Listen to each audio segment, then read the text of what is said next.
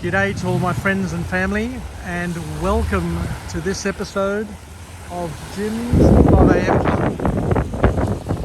I'm on my Christmas holiday break. I'm up here at Little Beach, Port Stephens, and I've got some time to deliver a book summary for today. And the book summary that I've got is an old classic, an old favourite of mine, a book that I read probably about 30 years ago when I was a young executive at, I think I was working at Telstra back in the day, and a book which has some powerful messages which are relevant today as they were back then, and as they will be, no doubt, well into our future. Is entitled The Psychology of Winning by a renowned author, Denis Waitley, and the book was written in 1978. I guess 1978 was a big year for me. It was the first year of university. It was the first year of me leaving secondary education, and I guess the first year of me entering manhood as an independent university student, or trying to find my independence, if you know what I mean. So the author, Denis Waitley, kicks off the book with an interesting, quite powerful quote, where he says that there are two primary choices in life: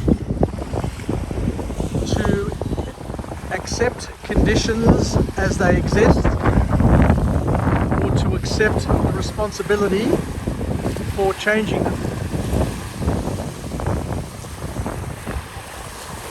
So we basically have two choices: to go with the flow, or to try and shape our future and our environment around us. So he goes on to say that winners focus on winning, whereas losers focus on winners. So it's all about how and where you focus. I remember years ago at IBM, I came across a quote where it basically says that you are what you focus on. So it's important to have the right focus so that you're able to leverage your potential. And the first formal point to come out of this book is where the author says that winning isn't an action. It's not just an action, it's not just a few sets of points, but it's a way of living. It's a lifestyle. So there's a winner lifestyle, according to the author Denis Waitley. And according to the author, a winner's mindset will make them come out on top eventually.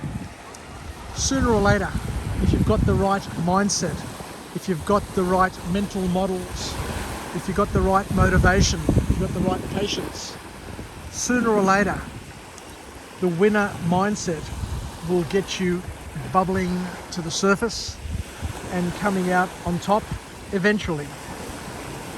And we need to learn to swap out our bad habits along the way with productive habits where possible. So it's a quest. It's a never-ending journey of and a lifestyle, according to the author. The second point that the author makes, and these points are pretty matter of fact, pretty simple, but as I said, this book here was a really groundbreaking book in the 70s when it came out. And the author says that losers let things happen while winners make things happen.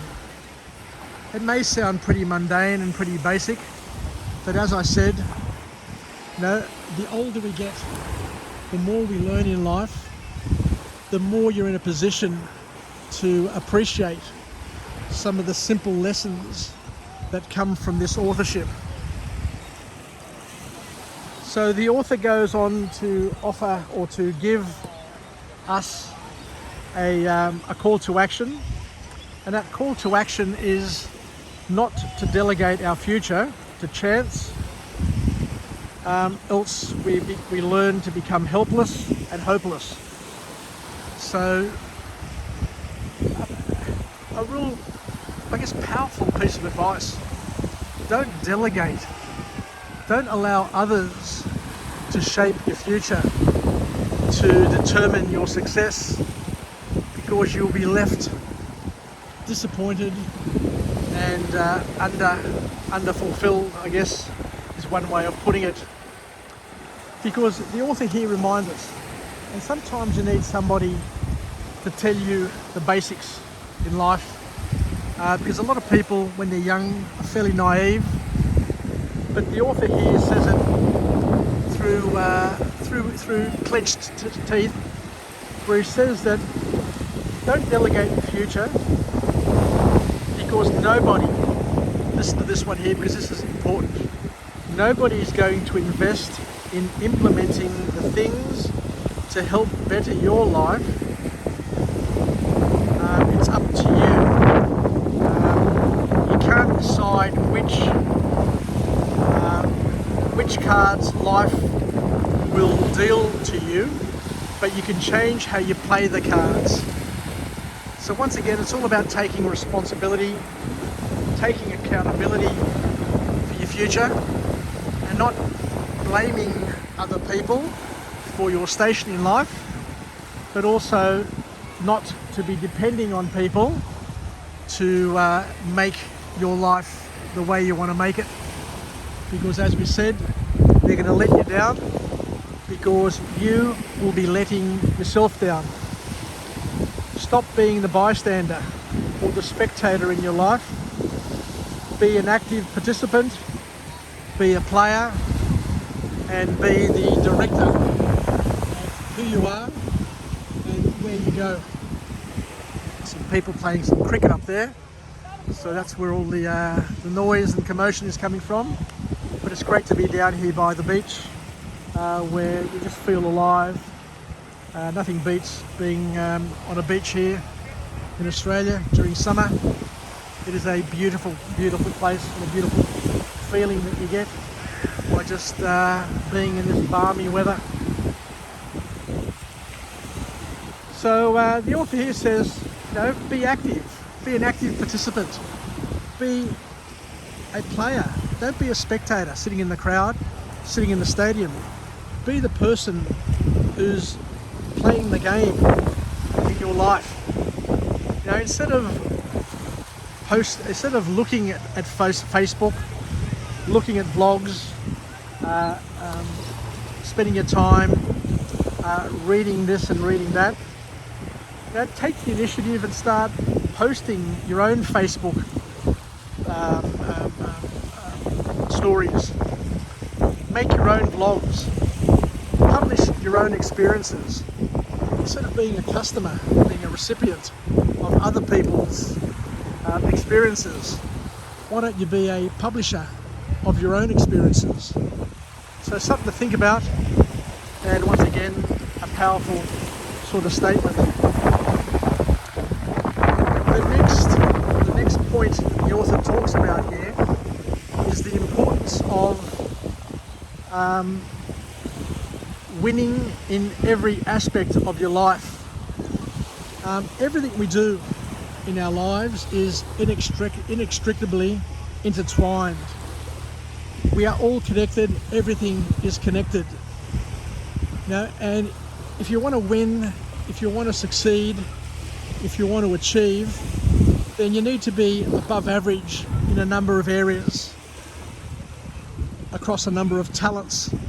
So you need to invest time to build skills and to map out an action plan across the different areas, the different elements of your life. Just like we have a life wheel, you've got your family, you've got your work, you've got your friends, you've got your own personal life, you've got your spirituality. Each of these areas need your focus so that you can win in every aspect of your life, so that you feel fulfilled and have a balanced success. Because according to the author, winners are total people, where their attitude ripples through their entire life. Everything they touch, everything they represent, everything they are is an expression of their totality. And winners, according to Denis, have another powerful trait, that winners create winners. Winners usually have winning teams at work. Their families are winners. They are part of a circle of winners. And one thing that winners all have in common is they know the importance of time. They understand the urgency that's required in order to get things done in their lives and to get on with it, rather than to sit there and just waste valuable time. And the last few points to come out of this book is where the author says winners are very good at learning from their mistakes. They leverage experience and they move on. They don't sit there and dwell on failures, because they know that God wraps success in problems, and problems can be solved as long as you commit to solving the problems. So it's all about learning and being productive in your problem solving, and that you add and snowball the learnings that you pick up along the way. And the last thing here is that the author calls us all to action, and he says a critical point for all of us to appreciate and to incorporate in our lives is that we need to follow our own roadmap. We need to follow our own roadmap, where we need to be both independent and dependent, meaning that we have to appreciate, we have to understand, we have to embrace interdependence. We are going to have to help ourselves, help others, as well as seek help from others. It's an interactive process. We can't do it alone. You need to understand and to I guess be a team player, I guess, is a simple way of finishing it off. So thank you very much for joining me on this episode of Jim's 5am Club. I've just been distracted because up there I've just seen the Mr. Whippy van, and I've just put my hand in my pockets and realised that I haven't got any money. So I'm going to have to go home and sneak some money into my pocket without my wife Paula knowing what I'm about to go and buy. Well, actually, I just found some money, so I can go up there now and just get myself a cheeky sundae to finish off this Friday afternoon or Friday evening. So thank you everybody for joining me on this episode of Jim's 5am Club.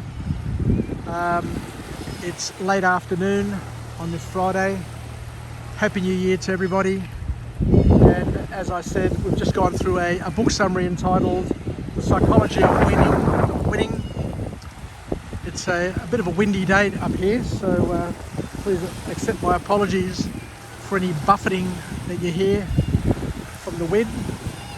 But a wonderful book, and I appreciate the opportunity to be able to bring to you my Nelson Bay, my little beach, my Port Stephens, and overlay it with a message of empowerment, where hopefully we can all incorporate it into our skills set and become winners in every aspect of our lives.